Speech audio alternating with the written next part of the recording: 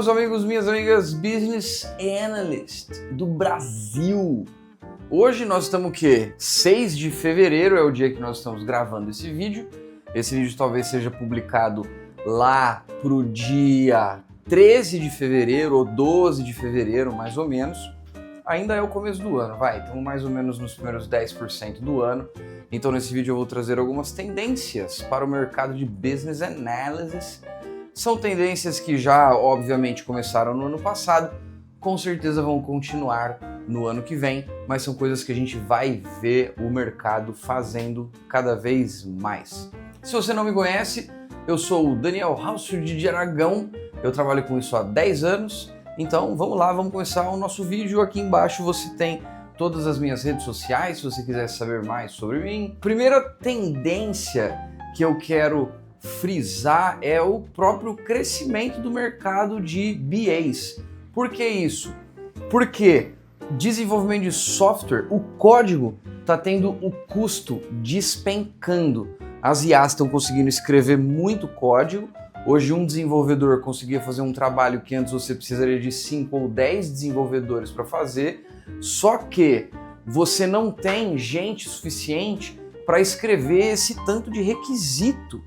E quem escreve esses requisitos, quem vai mapear esses processos, quem vai esclarecer o que tem que ser feito são os BAs. É lógico que você vai ter, na maioria dos projetos, POs, PMs, que vão estar definindo as prioridades, mas você precisa de um BA para garantir que as demandas que estão vindo dos times de negócio chegam nos times de desenvolvimento mastigadinho, gostosinho, para ele só pegar e desenvolver sem ter que ficar tirando uma cacetada de dúvida, fazendo uma cacetada de reunião. Com isso, o número de BAs cresce muito.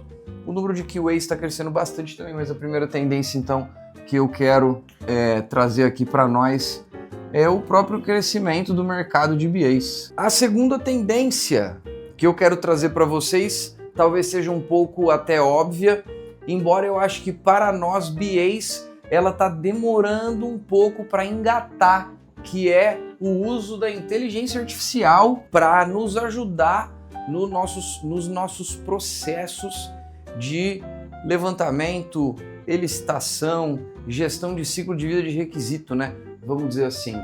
Então a segunda tendência é o uso da IA. Nós vamos ter a oportunidade depois no curso de falar bastante sobre isso daqui, quais são as ferramentas, né, que a gente consegue usar, algumas um pouco mais técnicas, outras um pouco menos, mas você já consegue usar a IA para fazer diagrama de processo, para fazer escrita de história, para fazer escrita de requisito. O desafio aqui, onde é que tá? Tá em você conseguir entregar para a IA contexto suficiente e prompt bom o suficiente para que ela descreva exatamente a aplicação que você vai desenvolver e não qualquer outra psicografia de uma aplicação similar, e também que esses critérios de aceite venham descritos numa linguagem que o seu time está acostumado a receber ou que o seu time vai entender quando receber. E isso varia muito de time para time. Alguns times precisam de mais mastigadinho, alguns times precisam de mais descrição de caso de erro, alguns times precisam de mais descrição de caminho feliz, vamos dizer assim. Então, para você garantir que a IA tem contexto suficiente sobre aquilo que está sendo desenvolvido e também tem a linguagem que é aceita pelo seu time, esse é um desafio. Isso está começando a ser resolvido. Lógico que você tem que ter um pouco de habilidade no sentido de gestão de conhecimento para você saber como entregar esse contexto para a IA, mas a IA já consegue pegar PDF, HTML, arquivo de texto, arquivo doc, tabela de Excel, consegue pegar praticamente qualquer tipo, imagem, qualquer tipo de documento e converter isso em qualquer outro tipo de documento também, seja imagem, preenchimento de formulário, texto, etc, etc, etc. A gente ainda não tem no mercado, pelo menos eu ainda não encontrei uma solução que consiga fechar essas funcionalidades que a gente precisa para fazer toda a gestão do ciclo de vida de requisito, né? Vamos dizer assim, de um projeto de análise de negócios, mas nós estamos chegando lá e os BAs que são mais early adopters, são mais safo ou mais safa, já estão se virando, já estão conseguindo, usando algumas aplicações como Cursor, Anti-Gravity, entre outras. Qual que é então a nossa terceira tendência? A nossa terceira tendência, ela acompanha também o crescimento do mercado de BAs, que é a profissionalização do mercado de análise de negócios, de business analysis do mercado dos BAs. E junto da profissionalização, a gente já começa a ver em algumas descrições de vaga pedido por certificação, pelo uso de algumas ferramentas específicas, embora isso já seja comum há um certo tempo. Gira, SQL, Excel, às vezes até Python, você pode ver algumas vagas pedindo. Agora você já tem algumas vagas não exatamente obrigando a pessoa a ter uma certificação. E certificações como do próprio PMI ou do International Institute of Business Analysis, o IIBA. Se você não viu o meu vídeo anterior que eu falo sobre o BABOC, ele é do International Institute of Business Analysis, que também tem uma certificação importante, que por sinal é uma certificação que eu pretendo tirar esse ano, essa do Instituto Internacional. O PMI, que tem aquela certificação importante de gestão de projetos, tem também uma certificação de análise de negócios, de business analysis. Então, junto da profissionalização do mercado de BA, vem também esse tipo de coisa, vem exigência por método, exigência muitas vezes por certificação. Então isso é uma coisa para você ficar esperto. Inclusive, o meu próximo vídeo vai ser sobre certificações, quais são as certificações que a gente tem, quais são os métodos que a gente tem, Prince, Safe, Scrum, Agile, entre outros métodos, né, e frameworks, e vou falar também das certificações, para você entender melhor, conseguir se localizar melhor nesse mundo das metodologias de desenvolvimento de software, das metodologias ágeis, de análise de negócios e também das certificações. Principalmente das certificações, tá? Para a gente poder te ajudar a surfar essa onda da profissionalização, porque quem entrar nisso aqui primeiro vai ganhar. Vocês estão vendo, procura no Brasil outros influenciadores de BA. Eu procurei, eu achei um Malemar que não falava nada nem parecido do que eu tô falando aqui. Quer dizer, nós estamos chegando, nós estamos começando. É bom que você está aqui porque você também vai ser um dos primeiros. Quarta tendência, tudo acaba sendo tudo parte do mesmo todo, né?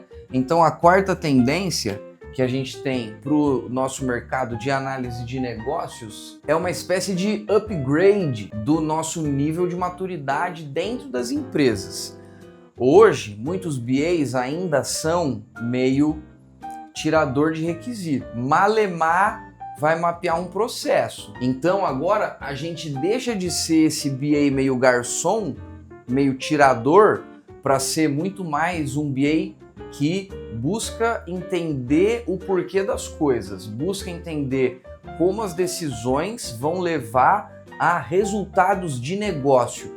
Ele passa a ser realmente uma pessoa mais business, mais analista de negócios mesmo dentro dos times, precisando entender como que aqueles problemas vão ser resolvidos do ponto de vista de engenharia e também como que aqueles problemas vão levar a organização a atingir um novo patamar de resultado. E essa história tem que fechar na sua cabeça como BA. Você tem que entender como que aquilo que você está fazendo vai levar a organização a colocar mais dinheiro no bolso, aumentar a produtividade, aumentar faturamento, aumentar lucro, reduzir custo. Isso é muito importante. Você precisa adquirir essa visão end-to-end, eu diria, essa visão de cabo a rabo, desde o resultado financeiro para o negócio até a implementação que você está fazendo e o que é tudo que está acontecendo aqui no meio. Para você poder ajudar o seu time de produto, o seu time de engenharia a entregar a melhor solução e realmente resolver aquele problema que vai trazer resultado financeiro para a organização. A nossa quarta tendência é o orientação ao resultado. Olha só que tradução perfeita. E aí quando a gente está falando resultado, quanto mais perto a gente consegue chegar do resultado financeiro de última linha, que é o que a gente chama do bottom line, né? Quando você, quem é da área de administração, talvez engenharia, saiba, você vai ter aqui, né? Vamos pôr de maneira bem chula, faturamento, custos, despesas, e aí você vai ter o lucro bruto. Nossa, eu acho que nem tá tão certo isso daqui. Aí você vai ter custo financeiro e aí você vai ter aqui o lucro líquido. Pronto, finge que é isso. Gente de finanças, me perdoem, tá? E aí você tem essa última linha que é o lucro líquido. Para baixo do lucro líquido ainda teria o fluxo de caixa livre descontado. Esse aqui é o dinheiro que vai pro bolso mesmo. É esse aqui, tá? Mas quando a gente fala do bottom line, eu acho que a gente está em geral falando dessas partes aqui mais de baixo, que é onde está o resultado financeiro do negócio. Desculpa aí, gente, pela aula de contabilidade que não estava planejado. Talvez isso não esteja totalmente certo. O geralzão tá certo, com certeza. O importante é você conseguir ver onde está o resultado final e você, como BA, você tem que conseguir enxergar essa história inteira. Não adianta você pegar a funcionalidade lá da ponta, escrever lá os requisitos, mesmo que seja usando o melhor método que tem. Você precisa ser capaz de questionar o resultado que isso está gerando para o negócio. Isso daqui tem um pouco a ver também com essa nossa quinta tendência. Além da orientação ao resultado, é claro que para você saber se você está gerando o mesmo resultado, é você se orientar aos dados. Porque a gente escuta tanto, né? Eu gosto disso, eu não gosto daquilo, eu gostei disso, não gostei daquilo, eu prefiro isso, prefiro aquilo. Tá bom, mas o que a gente tem de dado? Aonde o usuário está clicando? Onde é que a gente está perdendo o usuário? Quanto tempo o usuário está demorando para adquirir valor do seu produto pela primeira vez, né? Então a gente tem que identificar quais são as métricas, como que a gente vai saber se o nosso produto está funcionando ou não está. Em cima disso a gente vai conseguir também tomar as melhores decisões. Então o analista de negócios, até por ele carregar esse nome de analista, ele tem que ser capaz de analisar. A única coisa que você analisa são dados, não tem mais nada para você analisar, certo? Então, se você é um analista de negócios, você tem que ser capaz de tomar decisão orientada por dados. E nisso vai envolver capacidade de você ser bom com número, de você ser bom com lógica, de você ter boa capacidade de resolver problemas. E aí, meus amigos, minhas amigas, essas são as tendências que eu preparei hoje, são essas 5, tá? Eu queria saber se você vê mais algumas, se você discorda de alguma delas. E eu vou trazer alguma que é muito mais uma opinião do que um fruto do estudo que eu fiz para trazer esse conteúdo aqui para vocês, que é um pouco de conhecimento técnico. Eu acho que, eu já falei isso aqui em outros conteúdos, isso daqui é uma coisa que diferencia muito um BA. Eu acredito que na minha carreira eu acabei desenvolvendo um relacionamento tão bom com os desenvolvedores e engenheiros que trabalhavam comigo, muito porque eu conseguia falar a língua deles. A gente vê que muitos BAs vêm da área de desenvolvimento de software, eles não têm problema com isso aqui. Esses BAs que vêm da área de desenvolvimento de software têm problema com tomar decisão. É esse que é o maior problema deles. O BA que vem da área de negócios, ele tá tranquilo com tomar decisão, mas às vezes ele tá vendido quando ele escuta um argumento técnico. Então você que é BA, principalmente você que quer se tornar um head de uma área de análise de negócios ou que você quer se tornar um BA sênior, quer trabalhar em grandes projetos complexos, para você ter orientação ao resultado, você tem que entender o custo do desenvolvimento do software. O custo do desenvolvimento do software é o custo do time. Então você ter conhecimento técnico vai permitir que você converse com o seu time de engenheiros, que você encontre com eles a melhor solução. E a melhor solução não é a solução mais maravilhosa, é a solução que equilibra custo de desenvolvimento, custo de manutenção, entrega de experiência e, com a entrega da experiência, a entrega do resultado, tá certo? E é com essa que eu me despeço de você pelo vídeo de hoje. Espero que você tenha gostado. Eu gostei de ter feito esse estudo. Eu posso dizer que eu aprendi estudando isso daqui. Espero que você tenha aprendido também. Se você gostou, se inscreve no meu canal, curte esse vídeo, dá uma olhada aqui na descrição do vídeo, tem alguns links legais. Eu acho que você vai gostar de conhecer um pouquinho mais do nosso trabalho. E se você quiser se aprofundar mesmo no trabalho de BA, se você estiver interessada em se destacar na sua carreira ou talvez entrar na área de BA já com alguns diferenciais, alguns até dos que eu trouxe aqui, pré-vendas da minha formação de análise de negócio está na descrição, é só você clicar lá, preenche o formulário rapidinho.